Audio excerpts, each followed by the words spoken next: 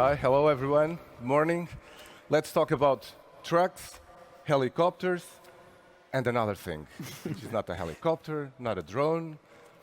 What is it? Hello, thank you for coming. So let me start with Dirk Hoek because he has this innovating air mobility, which is something that looks like a fan with a helicopter. So tell us about the project and how it is.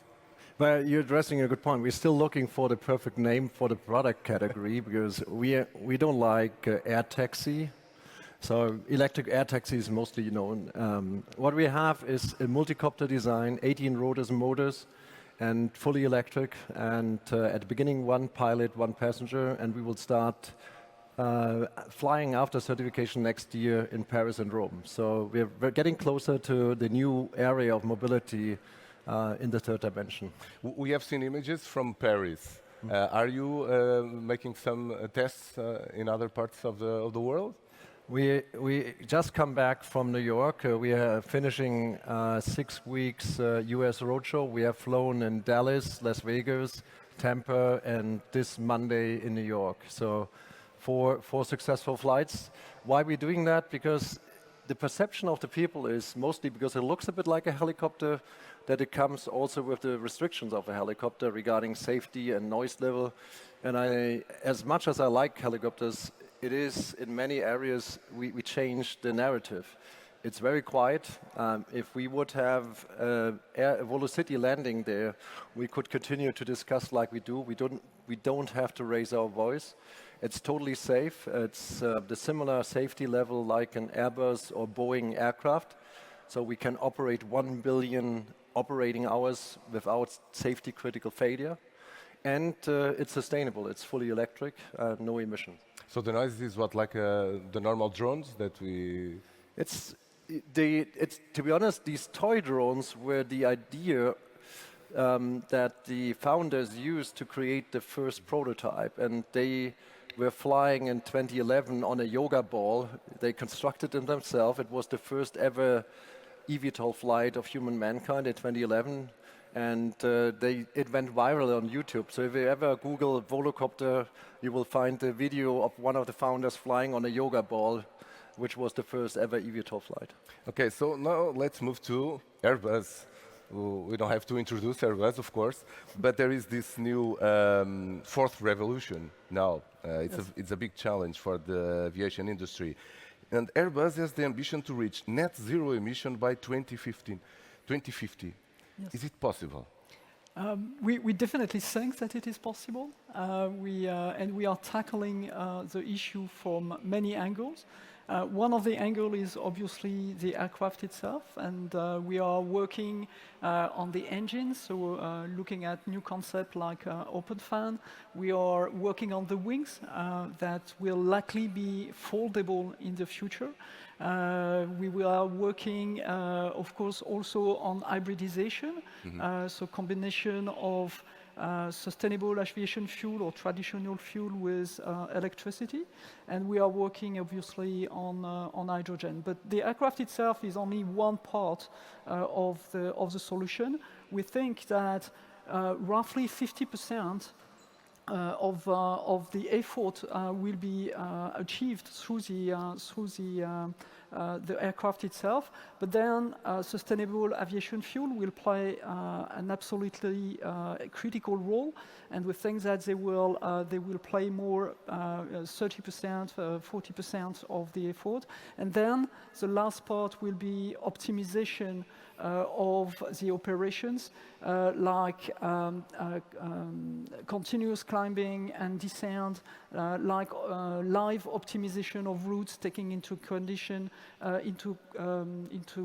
account weather conditions and so on and so forth. So that's three angles that okay, nowadays we have the jet fuel, but for the future, do you think that there will be some different fuels, hydrogen, electrification with cells? What do you think is the future, or when it will win? No, there will not be only one, because hydrogen is definitely the target that we have for the short haul, so all the domestic traffic and regional traffic. But for the long haul, so as soon as you have to go to Asia or to go to the US, we think that sustainable aviation fuel will be the solution. So it will be more, so it will be a combination of the two that will basically help us and make us successful in reaching the net zero by 2050. Okay, and now let's talk about trucks with David Nuttaker, but I don't know if you saw the name. We had a joke on the backstage because coming to a summit about technology, his name is not Hacker. Okay, not Hacker. His name. David, sorry for joking about your name, but look, trucks are, I think, the most challenging part of electrification. Cars are there, but trucks consume a lot of energy. So is electrification real coming to trucks? That's correct. But coming after flying taxis and airplanes is not easy, I have to admit. But when I was a child, you know, next to airplanes and rockets, trucks were the thing that, you know, I was very interested in. I have to admit that it took some time again to understand how interesting this industry actually can be. It's highly fragmented and therefore highly inefficient. The most transported good in trucking is air. Almost a third of all trucks travel empty on the road because of information asymmetry. So there's on one side a lot of optimization that can happen, and on the other side there are new technologies that you have touched upon that are coming, electrification and also autonomous. And I feel like that some of these technologies are arriving now earlier into our industries. You touched upon electric trucks. They're hitting the roads these days. But if you know that 70% of all trucks are owned by companies with fewer than 10 trucks, and you know that electric trucks cost 2 to 3 times more than diesel truck, you might ask yourself, why would a small trucking company with 2 trucks buy a third truck that costs more than an entire fleet without knowing the residual value, the operating cost, and if anyone pays a premium for this green offering? And this is, I think, that let's say, great opportunity for Sennder, but also for the industry to really move forward and change the way companies operate and also how business models work. Yes, because if the trucks are not cheaper, the price of goods will go up also because transportation costs have to be on the goods that we buy. So That's the economy correct. has to think about all of this, no? Isn't it? Absolutely. But the total cost of ownership at a certain point will be at parity. There will be a lot of factors playing in. Policy, tolls, subsidies will play into it. But there is a clear plan to parity at a certain point. The big truck manufacturer plan to sell a majority of their fleet electric in the next few years. But there are a lot of consequences from this. Today, a new diesel truck is bought by a big fleet owner that sells it to a smaller company that sells it to maybe someone in Eastern Europe and then someone in Africa.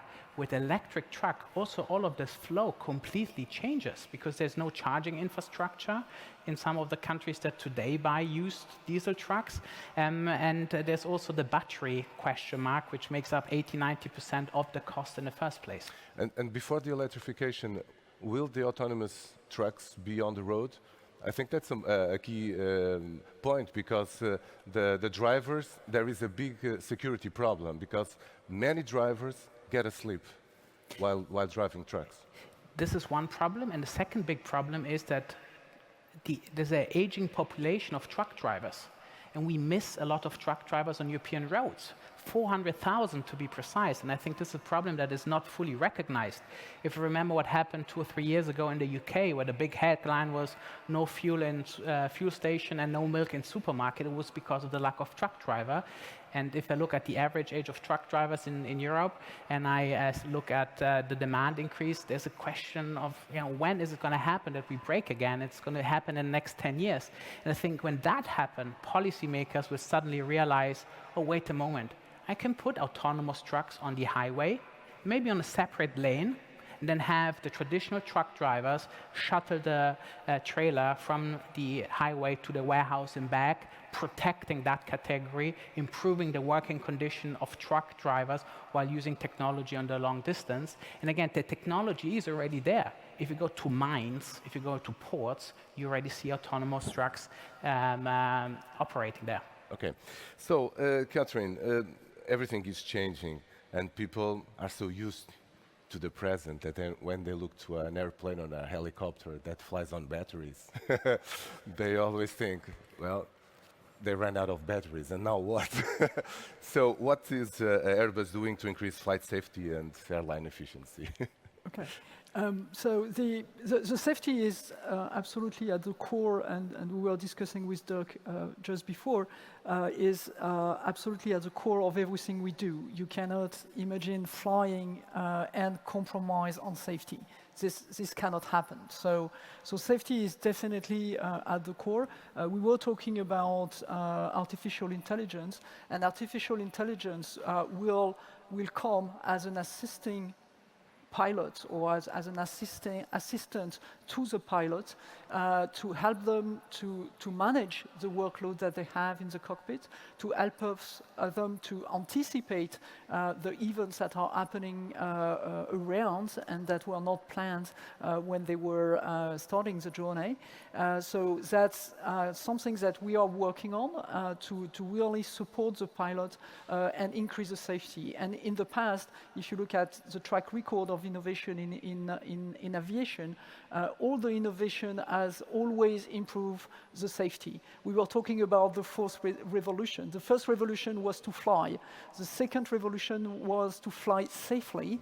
And the third one was fly for all. And the fourth one is now flying sustainably. But safety has been at the core of everything we do in aviation industry since decades now. And it's paramount. People do not accept anymore accidents and so on. And about the accidents, you have autopilots on planes, but there is always a pilot. There's always a pilot. So what do we envision, and I will ask you that also, what do we envision? The machine, I will enter as a passenger and it will go all alone, or there will always be a pilot? No, we don't see that in a foreseeable future for many reasons. One is the regulation that is not there. Then aviation is a highly regulated industry, so all the aircraft that we are putting on the market are certified. So there is a lot of work to be done with EASA in Europe, FAA in the US, and other countries to certify the artificial intelligence in the cockpit. So in a foreseeable future, we do not see no pilots in the cockpit. And what's the idea for Volocopter? By the way, Volocopter is a very nice name. I hope you like it, yeah. Now, maybe regarding safety level of batteries, because it's a super critical question. First of all, we have 9 battery packs. They're fully redundant. We have a very intelligent battery management system. If a battery would fail, the other batteries just take over immediately. On the battery pack itself, it's much more safe than in a car because we have to fly with it. So we have to do drop tests out of 50 feet. We have to do thermal propagation, thermal runway test. We just concluded 6 successful tests that allow us now to do manned flight, where we have to demonstrate that if one cell fails, the others will not fail also and lead to an explosion. So the testing before we can fly manned passengers is really, really high. So all the systems are super redundant. Flying in the city, you have everywhere safety emergency landing points. So not only that we have safety buffers on the storage of the battery, but we also have safety emergency landing points where we can land if there would be any safety critical issue. But with all the redundancy, we will always be able to land safely. And what kind of business model are you trying to achieve? To sell the Volocopter as the helicopters, or to have it just for taxi services? We've created an airline. So at the beginning in Paris and Rome, we will do the operation ourselves with our partners. In Paris, it's Aéroport de Paris, and in Rome, it's Aeroporti di Roma. In the midterm, we will work with companies like Bristow and airlines. We will train them, we will work them, and then we will sell the vehicle so that they can operate and maintain the vehicle. So this is happening over the next phase, but especially in the beginning, we need to ensure that there's no incident so that people gain the trust, and then we hand over to operators that can do the scaling much better than us. For the both, are there more calls, many calls from companies or persons who say, when electric vehicles are coming up, what's the next we want to buy? Is there a push for it from the market? Yeah, there is definitely a push from the market and from the airlines for more sustainable aircraft. So we have a lot of discussion with our customers on the entry into service. So for example, the hydrogen-powered aircraft, our plans is to have it entering into service in 2035, and we have a lot of discussion with our customers. Certification of the aircraft with 100% sustainable aviation fuel is foreseen in the next few years, and also a lot of question from the airlines to see, okay, when is it coming and when we can get the benefits of this more sustainable products. Okay, and when is it coming to the market? Next year. Next year. No, no, seriously. Yeah, all right. This is also when we talk to people on the street. A lot of people think this is happening in 2030. And then they have a picture in their head, this is more like the Fifth Element. Black skies flying everywhere. And this is not happening like this. It will be a slow scaling towards the end of the decade, where we will see more and more cities applying these kind of vehicles. Next decade, we will be seeing a strong scaling, because we will move towards higher automation and autonomy. Taking the pilot out of the question increases, of course, improves the business model, and with that we will see a very fast scaling in the next decade. Okay, and then last question for David, because empty tracks cost a lot. So how Sanders technology is making freight transport more efficient, ensuring that the trucks don't run empty? Absolutely. Maybe before I get there, bringing the discussion again on the ground, what is interesting and where also our business model plays into is how business models have to evolve in light of this new technology. Just producing an asset at a competitive price with the quality levels will not be sufficient to succeed in the future. And therefore, I think a lot of players, at least in trucking, but following what you just said, also in your space, have to evolve. The value add has to be bigger than the one that has been provided until now. So we do develop technology to optimize asset utilization, whether it's a combination of electric truck and diesel truck to optimize that, or the asset utilization in general. The combination of an autonomous truck on the long distance and a traditional then electric truck on the last mile picking up the schedule. That's the one side we do in terms of optimization, and the other side that is super important is getting access to the volumes from our shippers. Because only when we have these volumes we can truly optimize, and this is where our technology is going into. Okay, David, Dirk, Catherine, thank you very much for coming to Web Summit, talking us about the future. There is this year or next year. Exactly. Thank you very much. Bye-bye. Thank you very much.